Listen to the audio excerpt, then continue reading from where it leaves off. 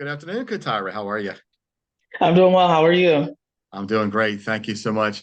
Thank you for coming on the Q.A.C. team podcast today. Thank you for having me. I appreciate it. Absolutely. Wow, I'm excited. I'm excited.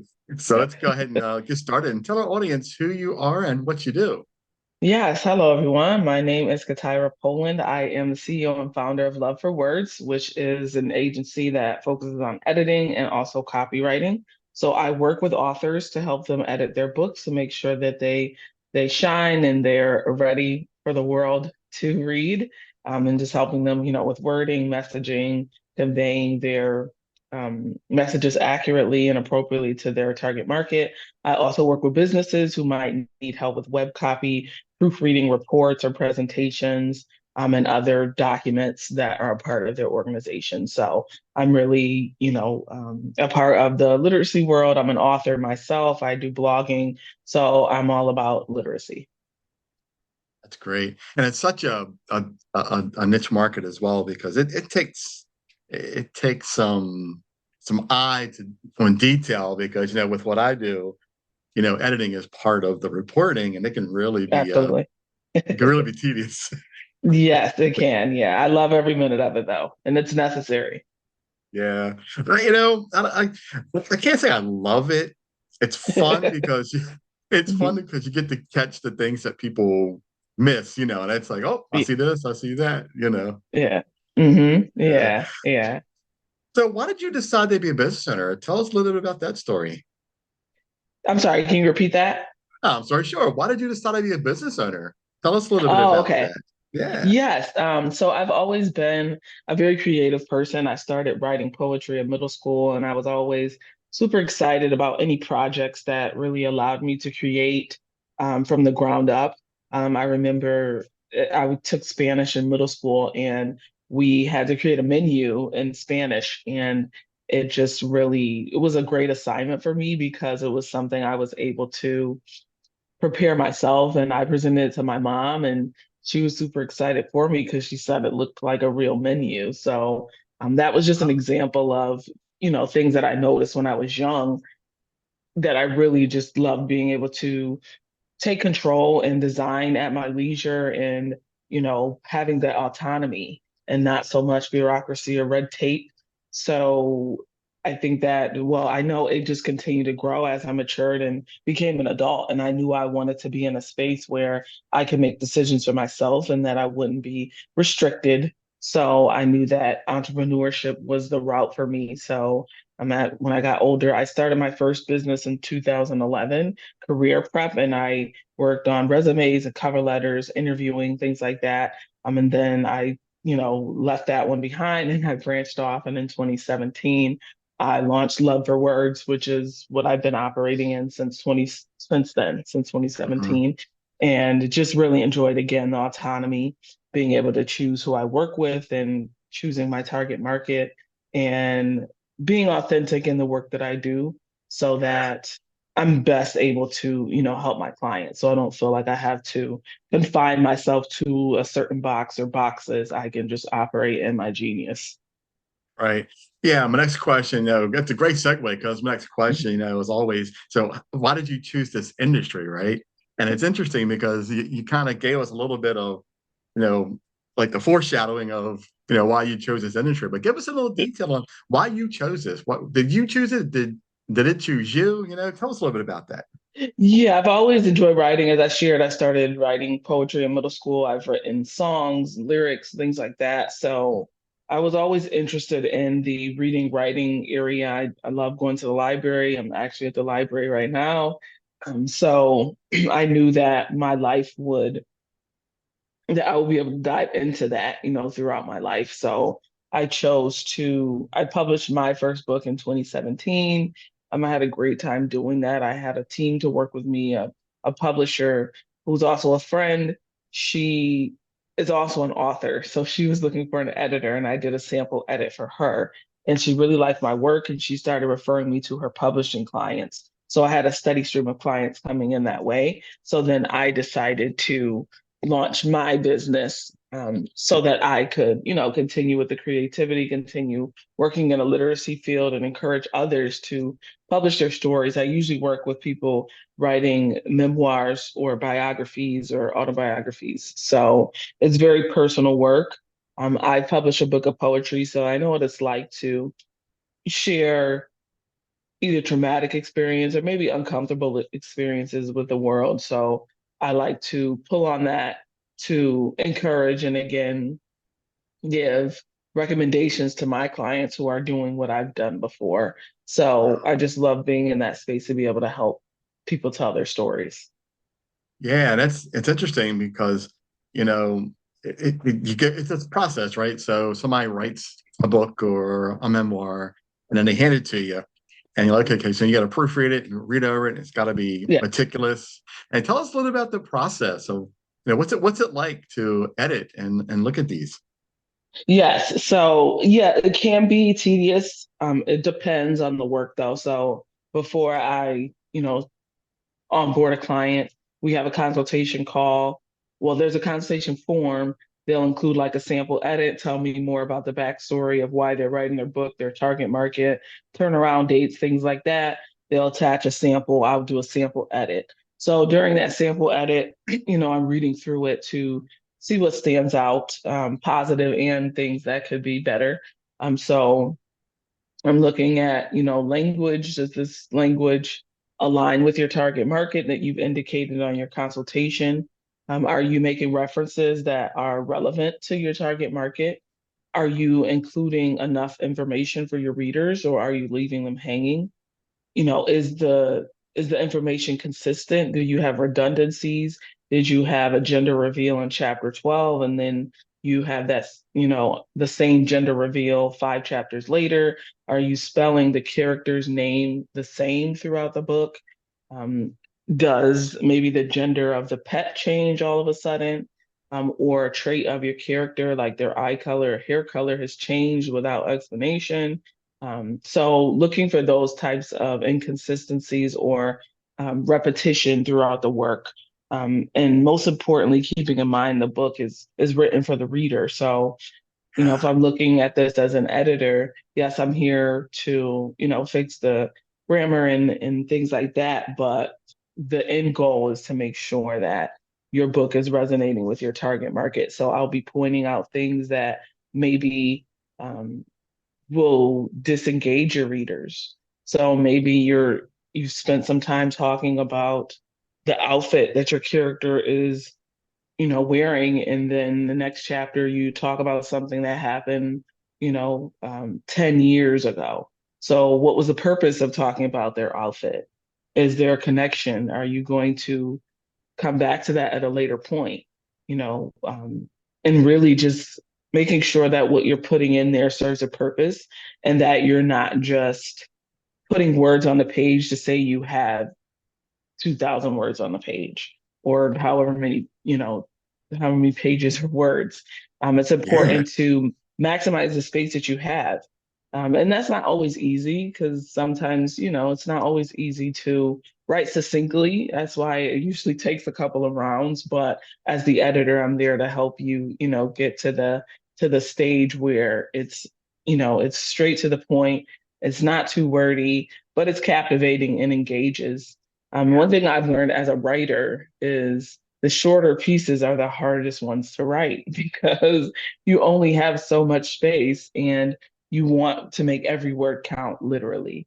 So, as a writer, as an editor, I find that my experience on the author side allows me to connect with my clients, which makes for um, it builds the trust there because they know I've been in their shoes, and I'm actually working on my next book, so I'm in their shoes right now. So mhm. it's definitely been helpful Right. Yeah, and for it's me. And amazing. then yeah, Yeah, it's amazing, right? Because there are so many steps to editing. It's not like yeah, you read it, oh, here's spelling and grammar. Okay, it's done. right, It really is so many different segments of, spelling, grammar, like you said, outfits, and right, does it match from chapter to chapter? yeah, And like you said, the biggest one is your audience going to be engaged in what you're writing. It's so important, right, right? Yeah. absolutely. Yeah, that's Yeah. great. Jeez. Yeah. So tell us a little bit about some of the challenges that you faced when you were creating this business and getting started. Yeah. So Mm, I remember when I started, I did most of the work myself. I had a score mentor, so that was helpful. But other than that, excuse me, I didn't necessarily have like mentors that I was calling on. So I remember it being a solo experience, which isn't in and of itself a bad thing, but it would have been helpful and probably easier for me if I had had like mentors that I could have called on and referred to when I had questions and things like that. So that was a challenge at times. It's still sometimes a challenge. I have gotten to a point where I do outsource. So I work with contractors who can help me. So that has obviously made my journey easier. So I'm grateful for that. But Yeah. sometimes, like there are, I had a virtual assistant. I don't have one anymore. So now I'm back to doing like the administrative work. So that pulls me away from the editing component. So that can be a challenge as well. But I mean, I'm not alone in that journey. I know a lot of other um, entrepreneurs, solopreneurs are in the same boat, and there's a solution to every problem. So I don't let it get me down or like stop me from pursuing my dreams. So every journey has its bumps. So it's not going to deter me. It's just something I have to continue to work through. Yeah, I think you hit it perfect. As an entrepreneur, solopreneur, you have to wear multiple hats, even for your own business. You have to Hmm. do the roles yourself, and when Hmm. you don't have the help, you make it work. When you have the help, Yeah. you outsource it, and you just make it Yeah. work. That's Yeah. what we do. Yeah. Yeah, that's great. Great. Mhm. So tell us a little bit about what are some of the expectations for your business in the next year or two? What are you hoping to Ye- accomplish? Yes. So my expectations are to onboard another virtual assistant. That is a goal for sure. So Okay. they can take on the administrative component um, and continue to help authors, continue to work with authors who want to tell their personal stories. I have been looking at some anthology opportunities for myself as an author, but I'm open to also maybe producing an anthology is something I thought about. I haven't, acted on that, but that is something that could potentially be on the table. I am actually right now curating the 2025 editors calendar, which will feature 12 editors and just bring editors to the spotlight because we're typically behind the scenes. And I created the calendar to make sure that we are acknowledged for all that we do because our work definitely makes a difference. Yeah. And, the authors obviously will get the credit for writing the book, but I see a lot that editors aren't usually as, I think it's getting better, but not as vocal about the work that they do. It's like I Yeah. edited the book, I'm behind the scenes, that's where I'm going to stay. And that doesn't have to be the case. As the editor, you can, say, hey, I edited this book and this is what I was able to accomplish in this book. And this is how this is why my clients appreciate me, and this is why I do what I do, things like that. And I've Yeah. seen it evolve. I've seen more podcasts where editors are talking about what they're doing. I've been on a few. I have my own podcast, Editor Knows Best, where I do interview other editors. And I've been to like ACES, the American Copy Editors Society. So I just recently joined as a member. So I presented at their conference in April in San Diego, and I'm going to be presenting at the VCon, which is their virtual conference in just a few weeks, actually. So spaces like that, I've definitely seen growth in appreciating, acknowledging, and celebrating editors, even though editing is what I call a silent art, where, it's not something you can, well, not typically, you don't like hang up, it's not going to be put in a museum, showing the edits that you've made on a book or like, something like that. But it's still an art and it still has a lot of value.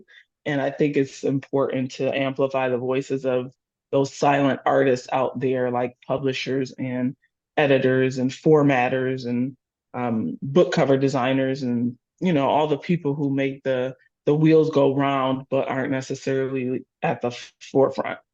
Yeah. Yeah, I got a contest idea for you. Oh, let's hear it. You have, you have editors all submit to you each document, and they can all see who had the most edits in one document. Oh yeah. The circles and the lines and That's the a fun one. colors. That's a fun one. That would be a good one, wouldn't it? Yeah. Yeah. So tell our audience, how do we find you and how do we contact you? Yes, yes. Thank you all again for tuning in.